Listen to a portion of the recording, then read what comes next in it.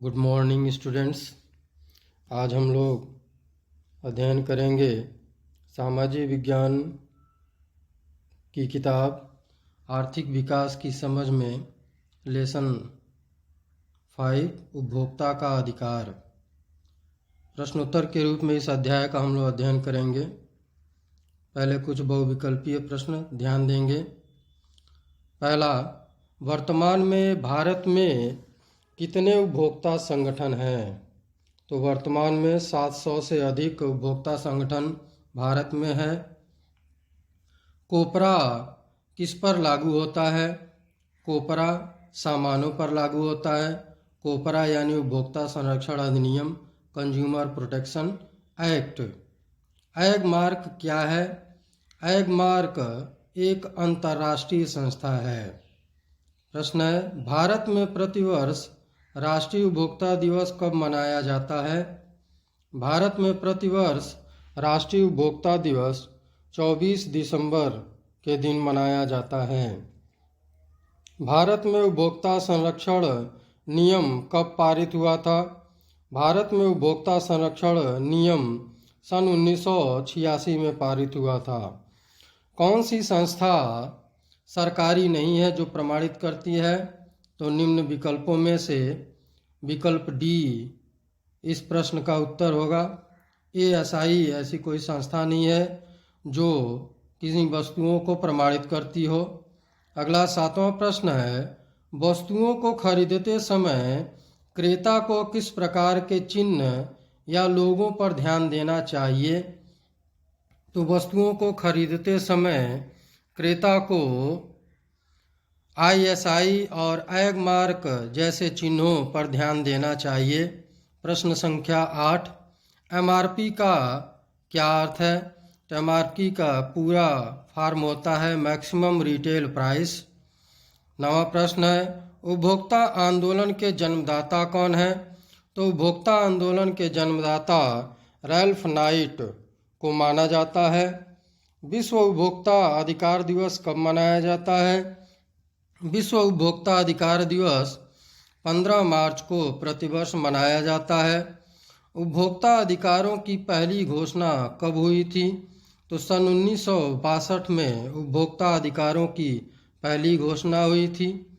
सूचना पाने का अधिकार अधिनियम भारत में कब पारित हुआ? तो सूचना पाने का अधिकार अधिनियम भारत में अक्टूबर 2005 में पारित हुआ।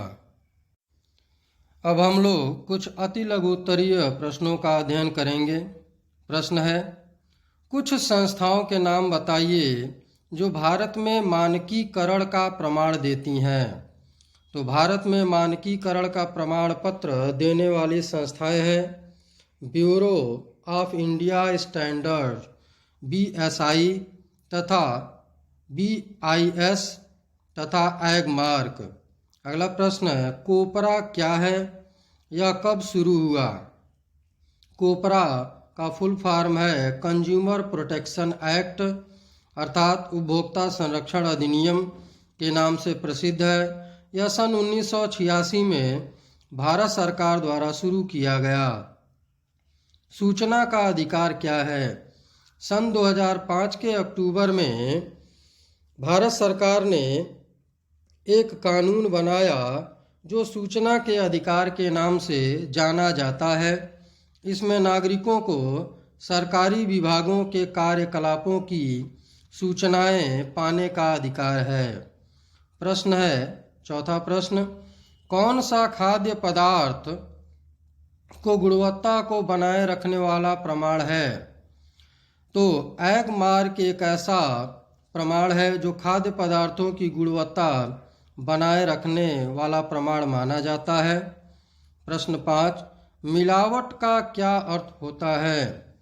उत्तर होगा इसका, जब लाभ कमाने के लिए मसाले, तेल, घी तथा अन्य वस्तुओं में कुछ मिलाकर बेचा जाता है तो इसे मिलावट कहते हैं।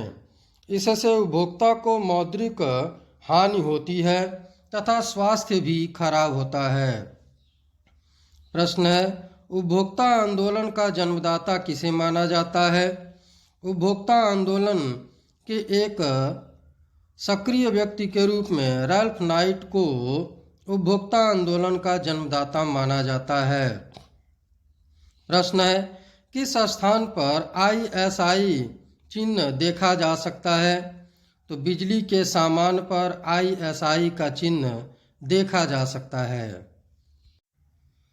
कुछ अन्य महत्वपूर्ण प्रश्न हैं, ध्यान देंगे। प्रश्न संख्या 8, हॉलमार्क किसकी गुणवत्ता बनाए रखने वाला प्रमाण है? तो हॉलमार्क आभूषण की गुणवत्ता बनाए रखने वाला प्रमाण है। उपभोक्ता अधिकारों की पहली घोषणा में उपभोक्ता के किन 4 मूल अधिकारों को मान्यता दी गई? तो उपभोक्ता अधिकारों की सर्वप्रथम घोषणा सन 1962 में उपभोक्ता के 4 मूल अधिकारों का चुनाव, सूचना, सुरक्षा एवं सुनवाई को मान्यता दी गई। अर्थात सन 1962 में उपभोक्ता के 4 मूल अधिकार, फिर से ध्यान दें, चुनाव, सूचना, सुरक्षा एवं सुनवाई को मान्यता दी गई। राष्ट्रीय उपभोक्ता दिवस कब और क्यों मनाया जाता है? तो 24 दिसंबर का दिन भारत में राष्ट्रीय उपभोक्ता दिवस के रूप में मनाया जाता है। सन 1986 को इसी दिन भारतीय संसद ने उपभोक्ता सुरक्षा अधिनियम पारित किया था। वस्तु विनिमय प्रणाली किसे कहते हैं? तो प्रारंभिक अवस्था में वस्तु विनिमय प्रणाली ही प्रचलित थी। इसे प्रत्यक्ष विनिमय प्रणाली भी कहते हैं। इस प्रणाली के अंतर्गत 2 व्यक्ति अपनी आवश्यकता की वस्तुओं या सेवाओं को एक दूसरे के बिना मुद्रा की सहायता से, यानी एक दूसरे के बिना मुद्रा की सहायता से प्रत्यक्ष रूप से अदल बदल कर सकते हैं। गृहिणियों द्वारा पुराने कपड़े देकर स्टील के बर्तनों का लेना ग्रामीण क्षेत्रों में ऐसा देखने को मिलता है। यह प्रत्यक्ष विनिमय प्रणाली के रूप में जाना जाता है। वस्तु विनिमय की कुछ अन्य परिभाषाएं कुछ अर्थशास्त्रियों ने दी है, जैसे S.E. थॉमस ने दिया है, एक वस्तु से दूसरी वस्तु के प्रत्यक्ष आदान प्रदान को ही वस्तु विनिमय कहते हैं।